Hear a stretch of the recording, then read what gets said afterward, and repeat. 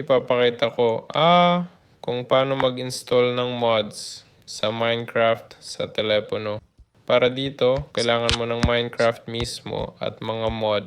Pumunta sa browser at hanapin ng mods para sa Minecraft PE Pocket Edition o Bedrock Edition.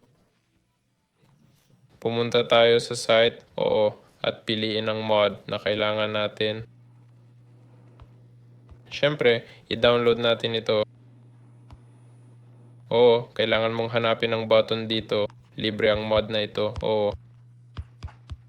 Kailangan mong mag-scroll pababa at heto na, may download button na. I-click natin, sagutan ang CAPTCHA at maghintay.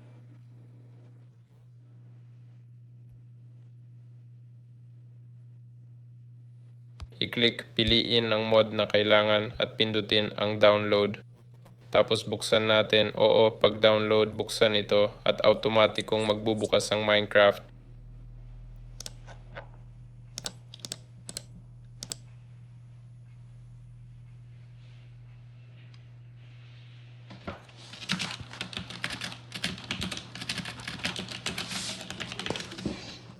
Sa Minecraft mismo, sa settings, nakikita mo naka-install na lahat. Kailangan nating hanapin ang mga mods.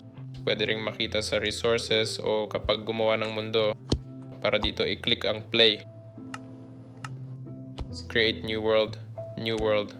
At dito makikita mo, may mga packs. Ayun, heto ang mods at i-activate natin. Yun lang yun. Si Evray ito. Paalam sa inyong lahat.